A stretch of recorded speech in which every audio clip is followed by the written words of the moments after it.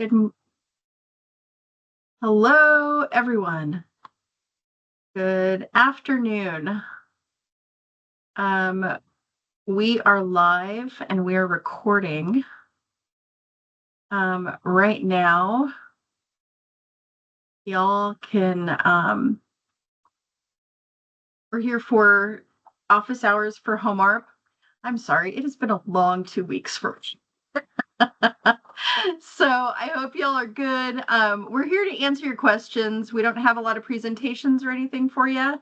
We're just here if you guys have questions about HOME-ARP, if you have thoughts around your applications, if you just have general questions about the program. There may be some things that we cannot answer, just considering non-congregate shelters open. We're reviewing rental housing, and supportive services is going to be released next week. So there may be a limit on what we can talk about, but we still want to be able to answer any of your questions. So you can go ahead and use the chat, you can use the Q&A, or you can unmute yourself, which you're totally able to do, and go ahead and ask any questions that you might have. And my name is Alona. I am the HOME-ARP manager, and having a great time doing all this fun stuff. And I'm going to turn it over to Candace. Good afternoon, everyone. I am Candace Spicer, and I am a HOME-ARP specialist. Oh, goodness. So, Jordan, do you want to just unmute yourself and tell us where you're from at least? Hi, can y'all hear me? Yeah, we can hear you. Hi, yeah, I'm from the city of Hinesville. I'm the grant writer here. We do have a couple questions for y'all. Our program coordinator is about to hop on. She has the questions actually. She's just having some trouble logging on. Okay. So we can go ahead and wait. That's fine. And what city are you from again? City of Hinesville. Hinesville. Great. Okay, awesome. So just 1 second. Yeah, take your time. And Deborah, where are you calling from?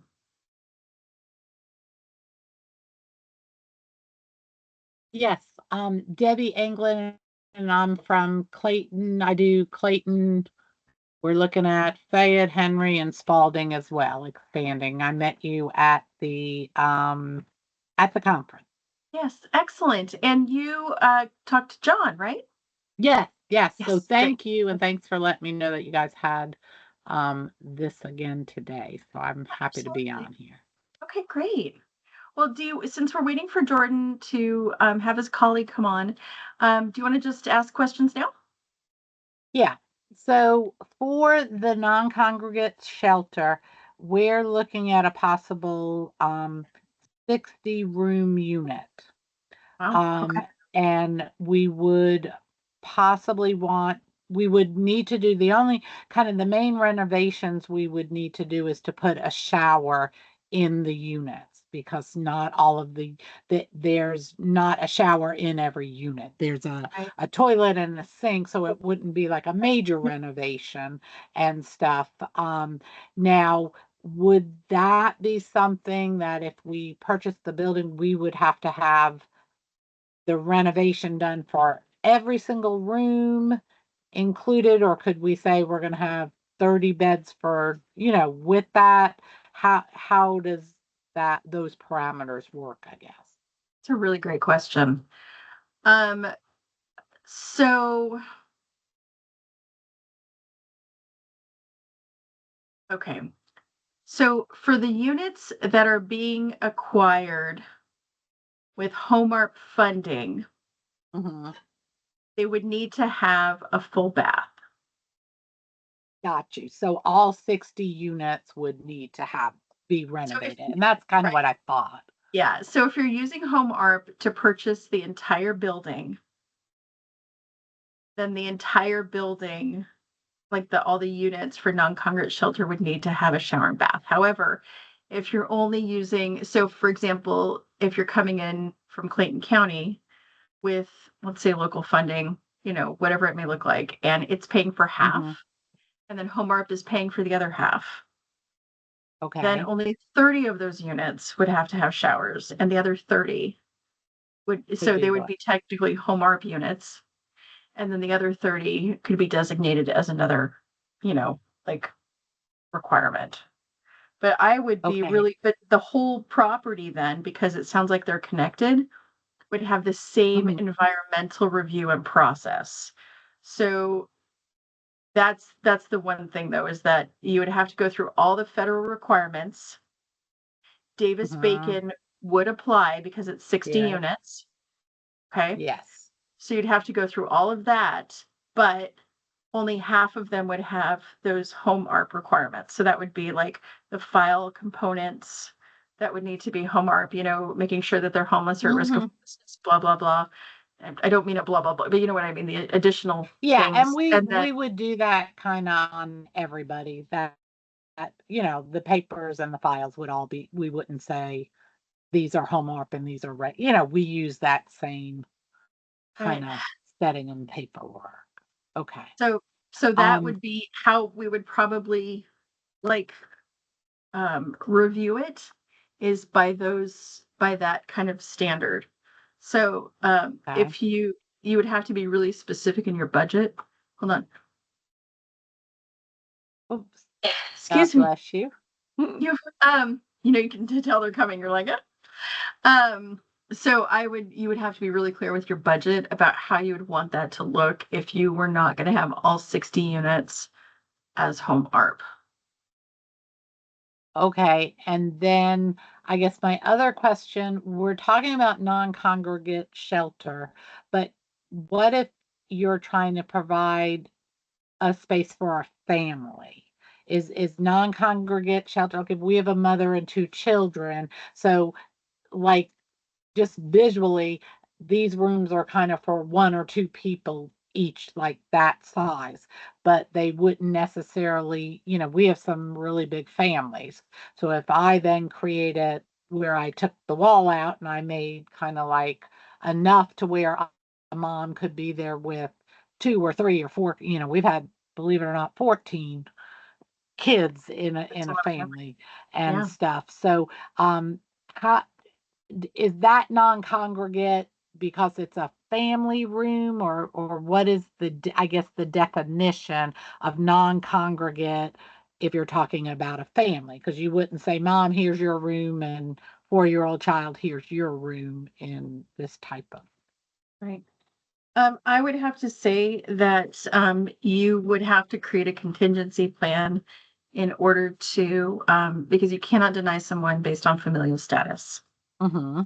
So you need to be prepared to accept, a group, to accept a family, whatever that family may look like. Um, and so, I mean, if you even look at like the equity statements around defining family, Mm-hmm. be rather broad, as I'm sure you're familiar. So I would probably recommend having a way to both expand and contract rooms if that's possible. I don't think taking down an entire wall is necessary if we can put in doors. Like Okay, you've that's seen a yeah. hotel room where, there would be a way to keep it unlocked between two units. But expand it as well, or even, I mean, and this may be somewhat extreme, but not impossible, like even taking the doors off kind of thing. So you have like a blow through and then to put the doors back on. Because you can do that with the little, whatchamacallits, the hinges on The the side. hinges, yeah. Yeah. Yeah, we So can, I mean, that's smart. Yeah. if there's ways to do things like that to expand and contract, I would recommend that. Because HUD has been very clear that the whole purpose for the non-congregate shelter definition is to be able to minimize discrimination. So able to serve individuals of all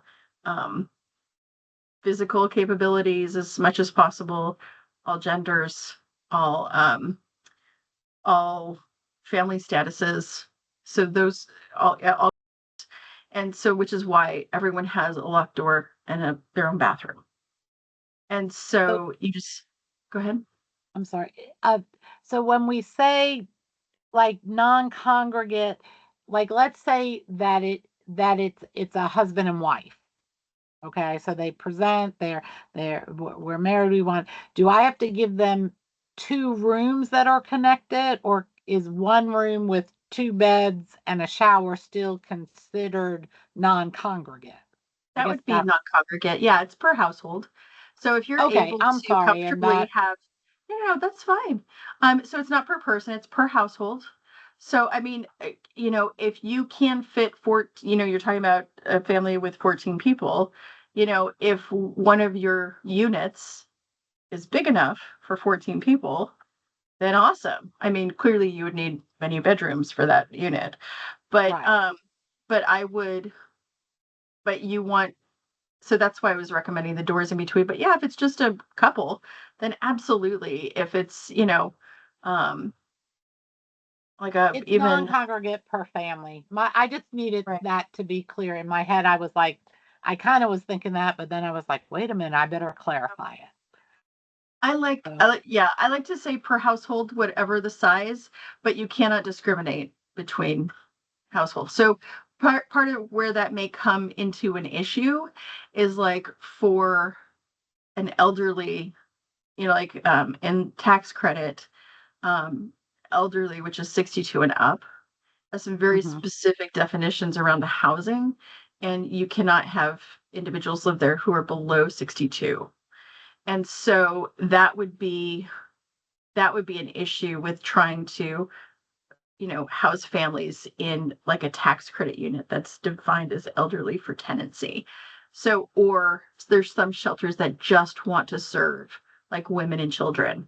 Can't do it with this program. Or just youth. Like, okay, you can serve youth, that's fine, but you just need to make sure that you're serving youth that can have babies and family, living, come and be a part of the shelter. So Right. it's those specific nuances that that you have to consider. So Okay, great. Thank you very much. yeah. And I Debbie, do think, you have like, for right now, that's let my brain work because I may have some more, but right now I'm good. So I'll okay, let good. someone else talk. Well, we have, you know Okay. what? If you go on the website, and it was just updated yesterday, we've had so much going on. So we had some more posts put onto the website, and thanks, Candace, for putting that stuff in the chat. By the way, Yes, thank um, you. if you go on our website, and I'm looking it up right now, we have okay, uh, okay, there we go. Perfect. I'm going to share my screen really quick. So here are some updates. We have upcoming webinars. This was yesterday's that we have to get posted. This is today's to register. We have one on the 3rd of next week. So I guess it's a Tuesday for like an office hours again. And then we have another office hours on the 10th. Okay. So there's Okay. those times, and then we're opening up for public comment on our substantial amendment. There's an update to it, and basically that is for the limitations and preferences for non-congregate shelters and um, rental housing. It doesn't really apply so much to supportive services, but for non-congregate shelters and rental housing, we do have the substantial amendment open. Okay. Okay. And on the supportive services, you said you're going to be doing kind of like a rolling approval on that. Did I see it wrong? Because it almost looked like the rolling approval was going to be in April, starting April 1st. Did I read that wrong, or was Nope, you read it correctly. It's going to start April 1st. Part of it though is we haven't like officially published. We're going to officially publish sometime on Monday. Um, what we're probably going to end up doing is the submission of it is going to look a little bit different than what we had planned. If I'm going to be honest, the program that ESG uses is a little bit more complicated than my brain can handle right now. So default to emphasis, which is pretty easy to log in and log out of and get everything uploaded. We're basically wanting to have an upload service. And so that's kind of what we're putting into place. So we're going to do a little quick training. I'm going to record it so that way y'all would know how to do it. And then we're going to start accepting applications. We say on the 1st, we may have to push it to the 2nd, but like right at the beginning of April, that we're accepting applications. And then we're going to start doing a rolling review of them and selects that are at 70% higher. Then for all the other locations that are in the balance of state. So that's for the balance of state reviews. And then any that that include a participating jurisdiction or submissions that include a participating jurisdiction, we're going to hold on to those and we're going to review them starting on the 28th. Jordan, I'm going to put you on mute so then that's okay. So, and then what we're going to do is we are going to review all the participating jurisdictions then on the 28th of April as a whole with all the others that are left. So the rolling reviews are from the 1st, maybe 2nd, if depending on how we're doing, because we're rolling these out fast, to the 21st. And then from the 22nd to the 28th, we're just going to be collecting all the remaining ones that are submitted and then reviewing those starting on the 28th. I guess the 25th. So so it's coming out and you're saying being published on Monday. Yeah. Right. And then, so if we miraculously can get it done in 2 days, I'm just kind of 2 days and we submit it by April 2nd, you guys would be reviewing as long as we're in the balance of state, correct? Right. Okay. All right. So perfect. If it includes, so what we put on the website is probably going to be pretty close to what we're doing. So you guys could really get started on that pretty much if you want to, because it has like, if we're not going to do too much different for the actual application pieces that are in there and things, it's all going to be pretty consistent. So, okay. I mean, I don't anticipate so, there to we've be, already started and we're right. We've I don't we've got anticipate a there lot to of that. be much changes, but the one thing, just make sure you look at that rolling review piece, because if there is a participating jurisdiction in the list of sites, we're going to put those to be reviewed at the end. So just know Okay. that going in. So as long as you're with the balance of state, we're able to be included in the rolling. As long as you're serving outside, yeah, in the Is balance it of state. serving in the balance of state or outside the balance of state? I guess to me, it's kind of the same thing, which is probably just how my brain works. So as long as it's not one of the participating jurisdictions that have already received HOME-ARP funds. Okay, so I think you said, so Clayton County would be considered That is a PG. I'm sorry. Clayton County is a participating jurisdiction. Okay, so that puts us, I'm sorry, because I'm looking it up right now. But I'm pretty so positive. that makes us to where we have to not get approved in the rolling.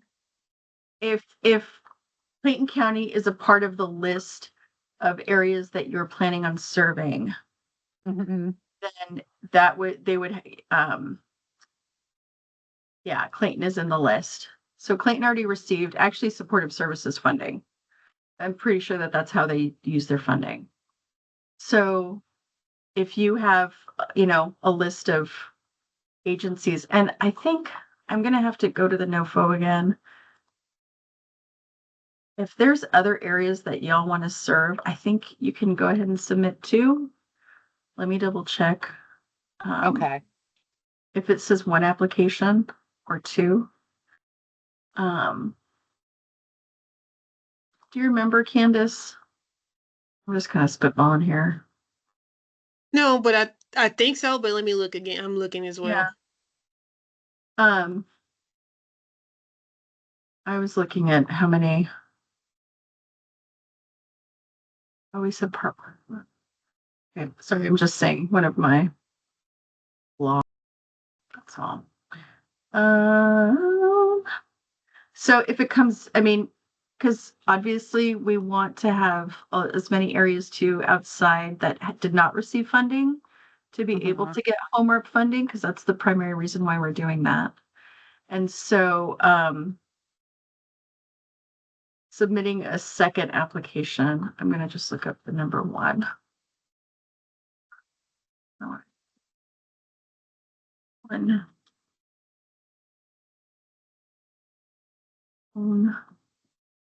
One-year contract from of a year assisting one or more qualifying meet one of the two structures.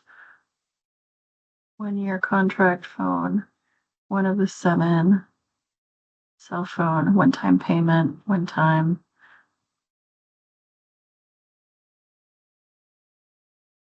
Okay, so we don't say you only can submit one application. So if you'd like to choose to submit multiple applications, you can. Okay, and does that, so if one, I guess my first question is, the list that you are looking up, is that on the website of who received HOME-ARP and who didn't? So I know It what is, county is where. it's also in the NOFO. It's in the NOFO. Okay, okay. And I'm sorry, I haven't had a chance to look at everything in detail. So then, like if I was going and my thing was to kind of touch, say, 4 counties and 2 were in one spot, 2 had not received ARP and 2 had received ARP, I could submit one for the 2 who had not received ARP and be on a rolling approval, and then my other grant would wait till the end of the month when you guys look at all the grants, like the 28th or something. Is that correct? As I am reading what we wrote. Yeah, because I'm looking at it, and Clayton County is one, but Hinesville, I'm sorry, that's Jordan. So you said, what other counties did you include? Because Henry, Fayette, Spalding, and possibly Coweta. none of those are on the list with the exception of Clayton County. So okay, so I could do the, and then that would work because those are all new. So right. Okay. So to answer your question, Debbie, the way that we wrote it is that there is no minimum of applications that you can submit.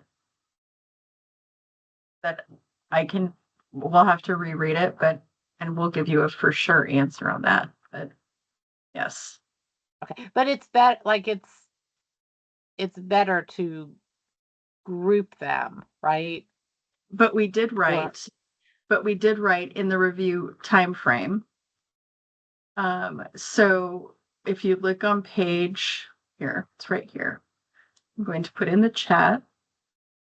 This is the update that we had regarding the rolling reviews.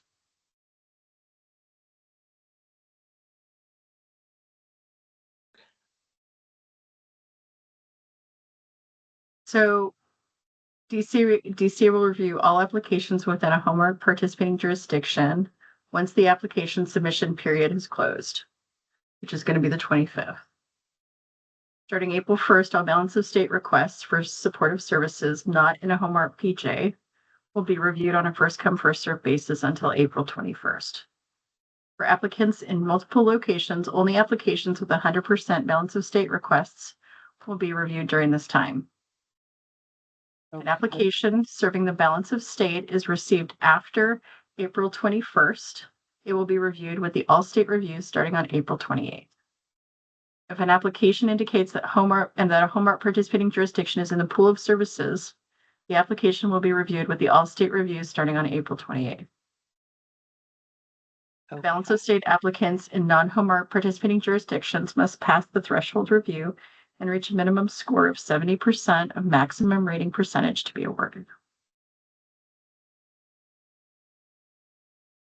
The applications in the all-state review will be awarded by greatest to least score, with the remaining supportive services funding Funding requests may be altered to accommodate as many awards as possible.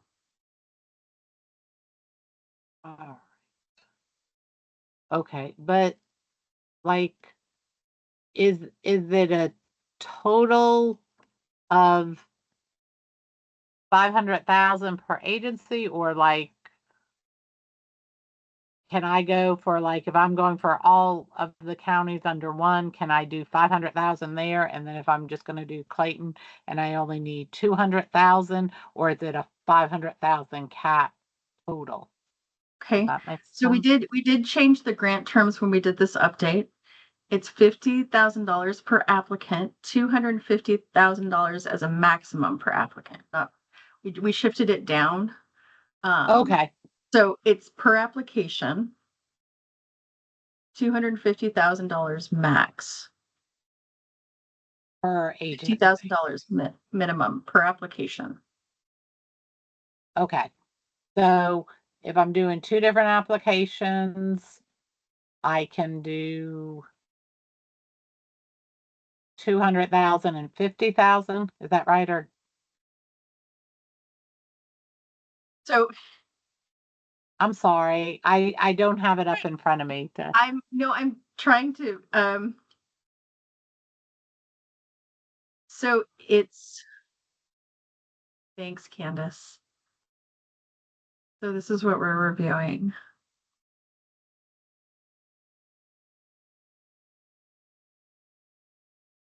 So per application, there's a grant minimum of $50,000, grant maximum per applicant. Okay, I got it. Thank you. You're welcome.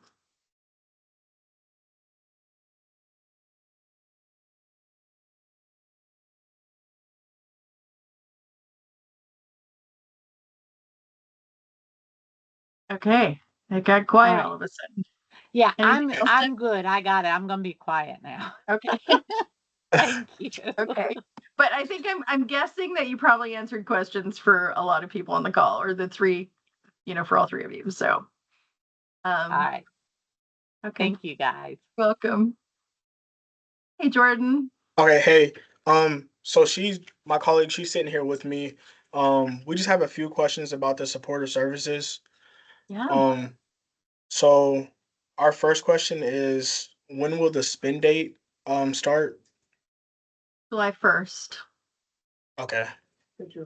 July We're gonna 1st? we're gonna give ourselves just a little bit of time to get all those contracts taken care of, but we should have selects done by the middle of May.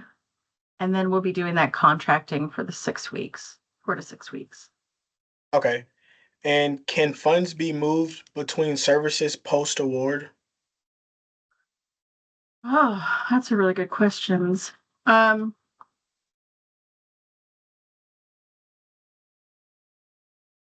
going to put that on my question area here.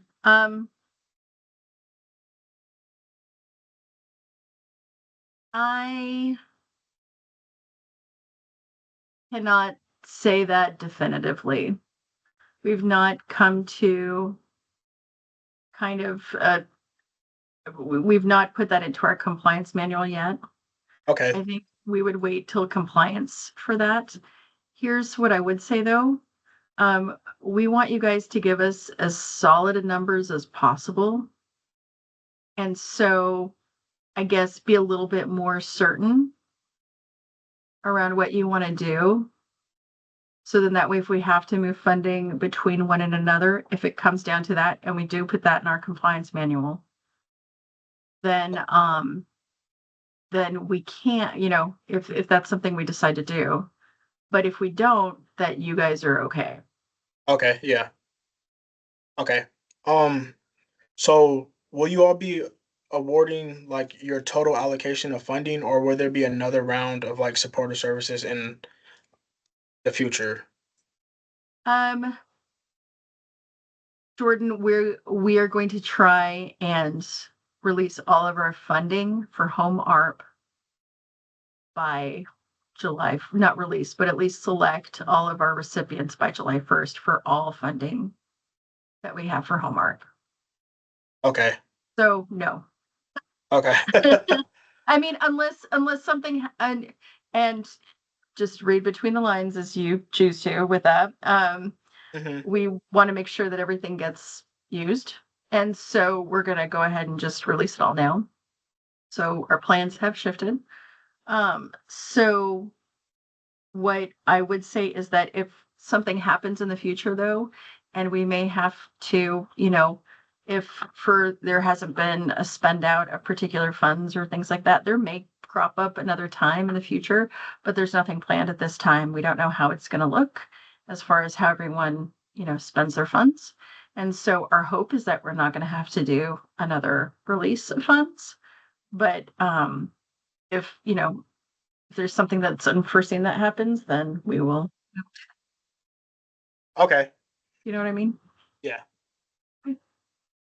I think the last question that we have, this is Shantae Harris with the City of Hinesville, Hey. is specifically for the housing search and placement service.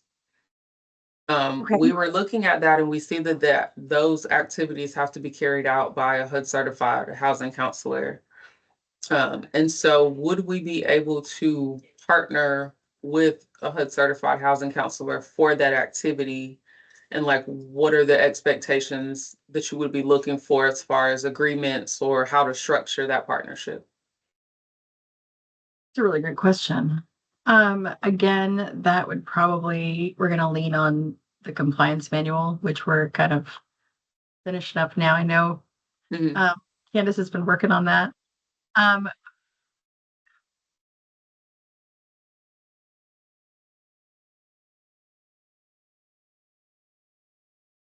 Because here's the thing is I think it's in two places. I think there's one in the McKinney-Vento section that has views that I don't think it requires. I mean, and it feels like you guys zeroed in on that, which is great. Let me just check something really quick, because if it's in the other section, you guys may be able to do it on your own. Okay. So let me check something real quick.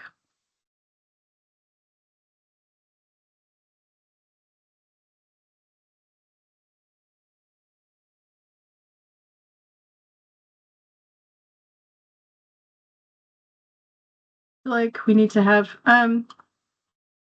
like the Jeopardy song, do do do do do do. Candace. Well, it says that they're really engaged. That's a good thing. Yeah, that's true. So Candace, I know based on your past experience with other agencies and things, I know you're new to DCA, but how would the MOU process? Do you have any thoughts around possible structures? Okay, and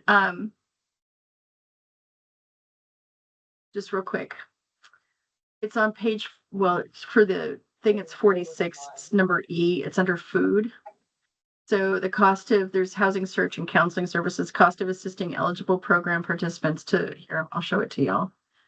I will not just talk out of my here. So this is part of our regulations.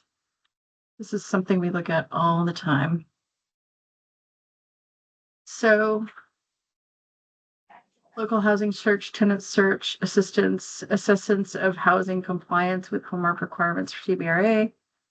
This is for short-term rent, tenant counseling, mediation with property owners, credit counseling, payment of rental application fee or other housing costs is defined, funded by When PJ or summer services for housing shelters are incidental to a larger scale of case management services.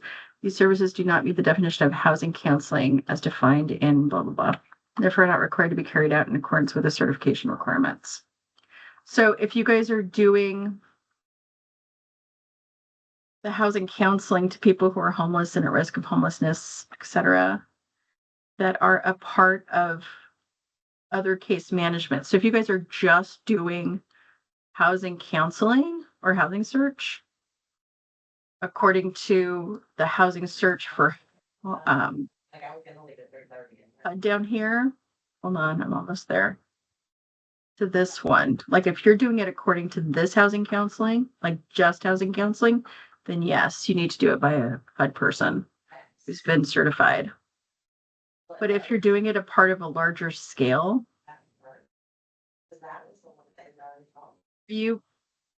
I can't tell if she's talking to us or if she's talking to someone else.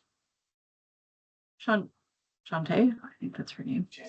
Oh no, we're listening. You're discussing. Okay. So do you understand the difference, the nuance between the two? I think so. So like it says here, it's right here. This is the factor that, so when you provide the housing services to a qualifying population person or household that are a part of a larger scale of holistic case management services, they don't necessarily meet the definition of housing counseling and therefore not required to be carried out in accordance with the certification requirements. So Okay, I'm assuming that CFR 511 or 5111 is those are the HUD counseling requirements. Okay. And You so know what I with mean? that, if that individual is engaged in other services with us, they're receiving case management from us, then those activities could just be a part of that case management. Right. Now, if, for example, there was an individual who was eligible for services through based on meeting one of those qualifying populations, but maybe they only needed and only were going to receive housing search and counseling, but not other services, would that be something that we could still do through a partnership with a HUD certified counselor? You could, Okay. and we'll make sure that, because we understand that, won't necessarily be providing, like you may be subcontracting. So that's fine. You just got to make sure that there's no conflict of interest. That is something that we're going to be looking at. But yeah, there could be another group that you're working with for sure. Okay. And also waivers do exist. So there are some waivers to that program also. So we'll look into those. Yeah. Okay. Yeah. As far as you guys know right now, if we were to just establish an MOA with another entity that is HUD certified and outline the parameters of like what those activities are in accordance with the activities for that particular service, then that should be sufficient as far as documenting that partnership and carrying it out for the purposes of the grant, and then subcontracting, essentially having a subrecipient. I think that seems like it would be doable. I Okay. mean, and since we're this is a brand new program for everyone, we're going to try and structure it very similarly to like ESG and the others. So so it's probably, and when HUD put this together, they were also thinking in that ESG McKinney-Vento space too. So if you, for the most part, are duplicating what you would do for the ESG program, then it should align pretty well. So I would just follow suit with that too for things that you're, a little bit more unsure of. So, so just make sure that you're kind of following that. But yeah. So I'm just trying to think, like, for mental health counseling, sometimes you have to, get another psychiatrist outside of your agency to, help maybe a client. And so you would be paying that psychiatrist. So a housing counselor is another service that you would have that you would outside of, your agency. So that would make sense. Or, just to talk about just job, not that these are anyway the same type of thing, but also you would also contract out to someone fix a car, and we can fix cars with this particular, funding. So it's all that kind of thing. So just, following that particular protocol, and very similarly to ESG, you're going to be having vendors that you're working with. And so housing counselor would be a vendor that you're working with in order to give counseling. Yep. Okay. Whew, good questions. Glad this is being recorded. Okay. And then I think the last question I had, I know you guys said that the grant minimums and maximums had changed, had shifted. So we got that information. Now, whenever we're asking for a certain dollar amount. I know the spend date is required to be spent down by 2030, January 2030, right? So what we're going to do though is what I would recommend is that you think how much you're going to spend each year Mhm. and you plan And accordingly. So you can ask for 5 years of spending, but we have to contract with you every year. mhm, So let's just say that you choose the $250,000. It's great. But then you would plan to spend $50,000 every year and break it down like that. mhm. So then that way we can just re-up the contract every year for Okay. just $50,000. Okay.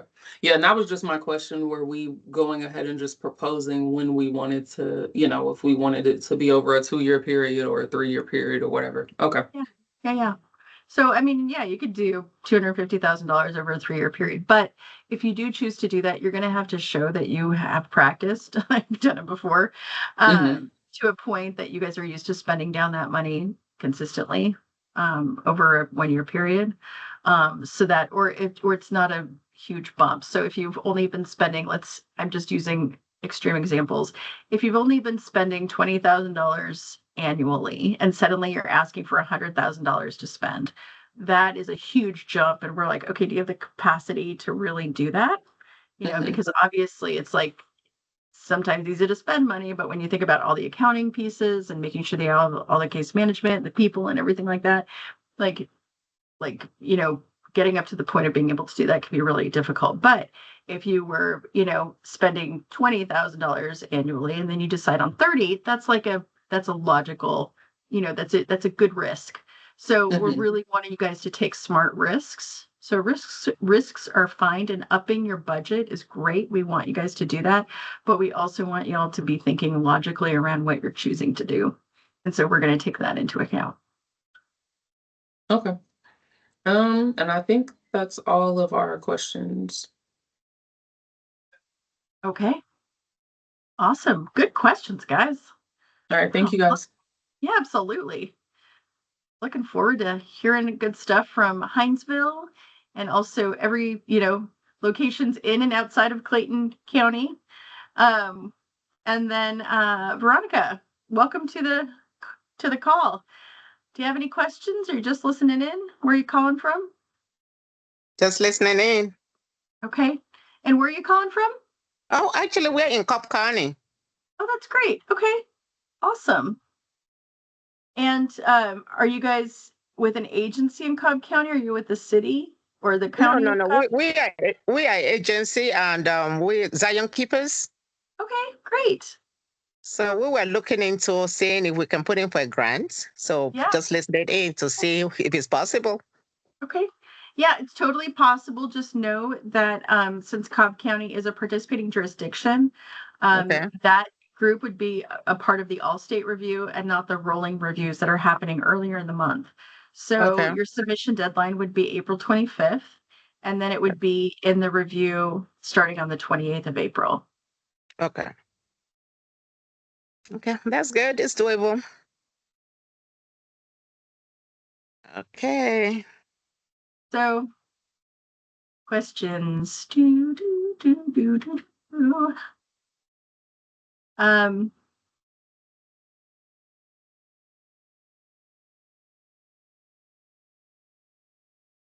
So Candace put some great stuff in the chat. Part of that is the non-congregate shelter NOFO information. And then the HOME-ARP website. That's awesome. And I think, Candace, we have some good questions with regards to the compliance pieces and what that looks like moving funds post-award and those waivers that you talked about, and then, which I think is a great idea, and way to, make changes and things. Yeah. Do you have any other thoughts around some of the questions we've had? No, I guess my encouragement would be for everyone, if they can, to join the next section we have like this, because there may be additional information. So, if you can, just jump on, and if not, feel free to ask, send us questions, and we'll try to answer them. And again, the questions you asked today are very appreciated. Yeah. And listen to the recordings. So, okay.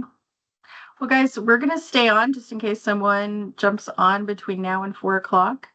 We are going to post this video to the website. Just give us a few days. I think we're a little bit behind on our videos just because there have been conferences and lots of stuff going on. So we're probably going to get more stuff up next week.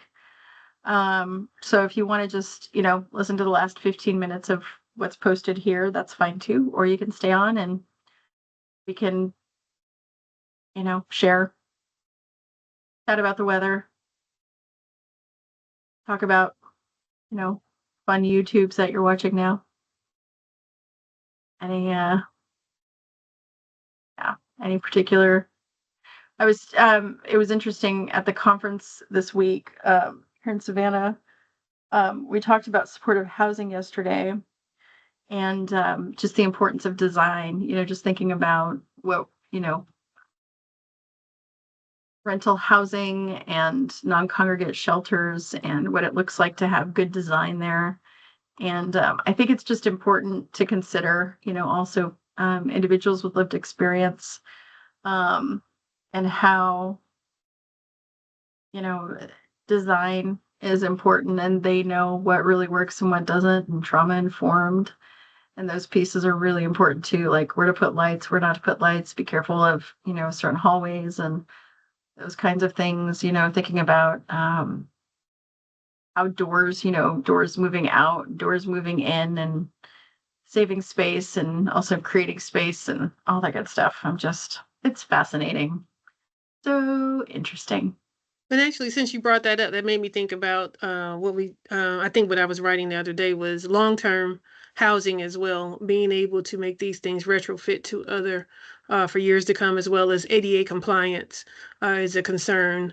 And not indigent, elder care. So building your units out that you can accommodate more than one. I think it was a earlier conversation about, having a familiar status, having a family of 14, and how you can have some of these units that do have adjoining doors, just like in a hotel, I would think, that you can open up the door and get to another unit, and how, you have to think of that and how it serves so many different groups of people. So that is a great idea to think about when, because a lot of times people just build stuff. Hey, I'm going to put a room and that's it, but not thinking of long term. So you don't have to come back and say, hey, we need some more money because we missed this group, or we missed, we just need to think of long term.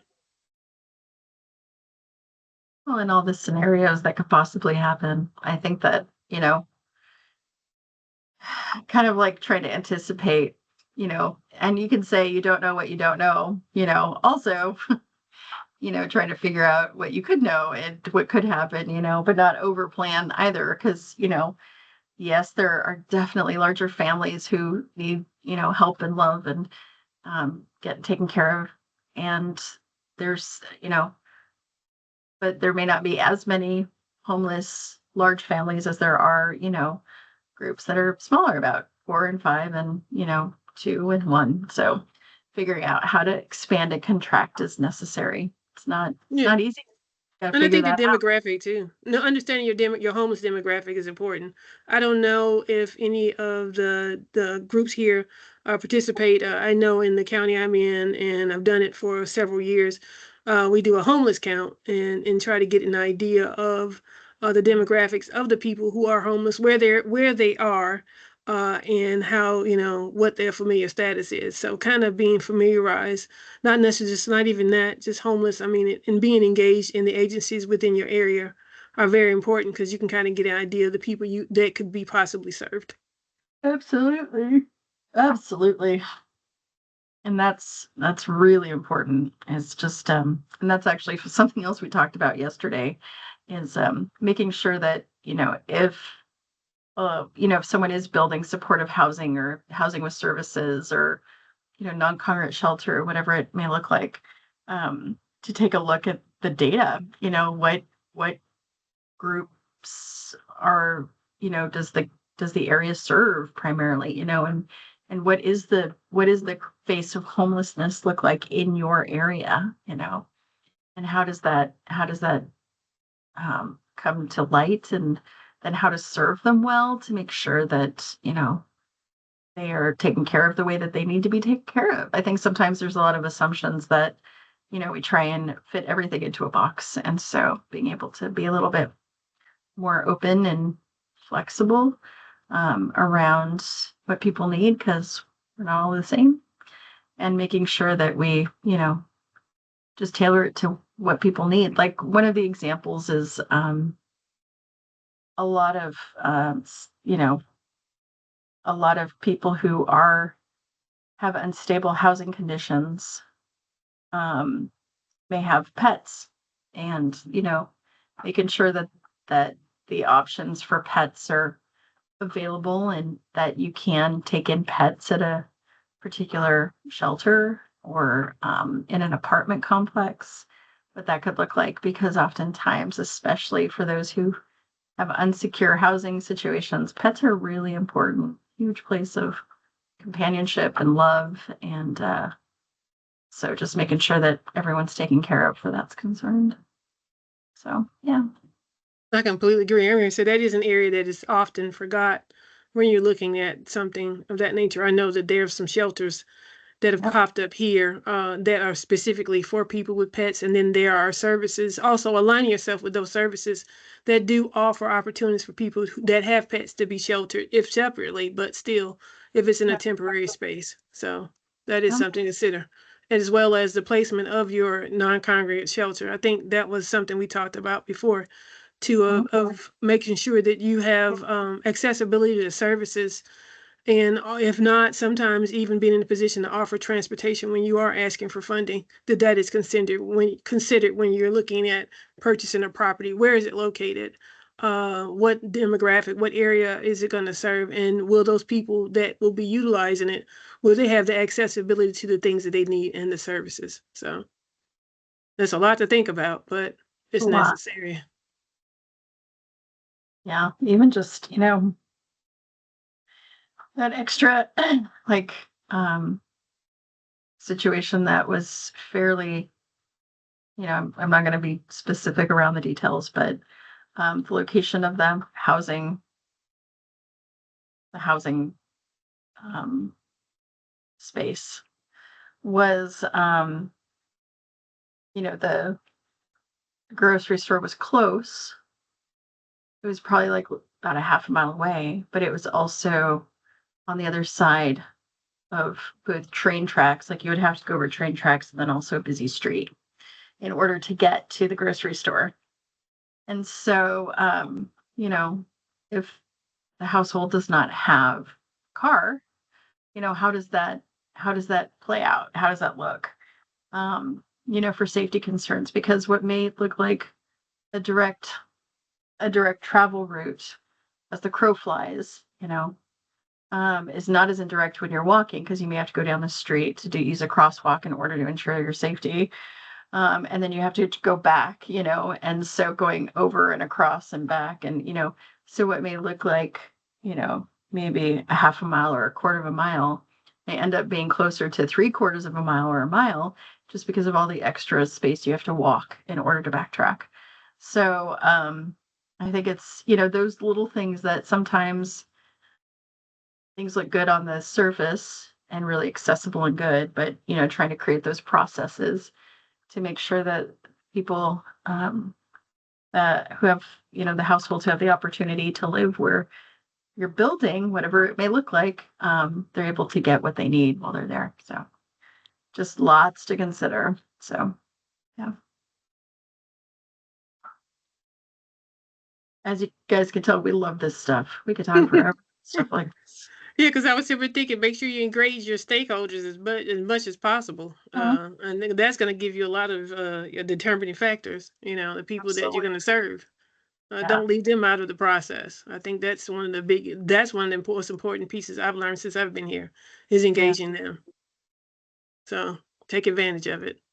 Well, because oftentimes, if you're, and I think we experience this even, like at a job, like frontline staff is going to have a completely different experience of a program than like management would, because management or even other people in the back office may be looking at it more from like how to pay out what's been spent, and reimbursements and things like that. So that process they're going to be focused on.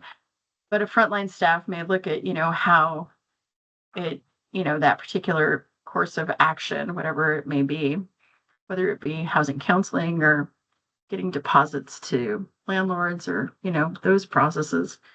If,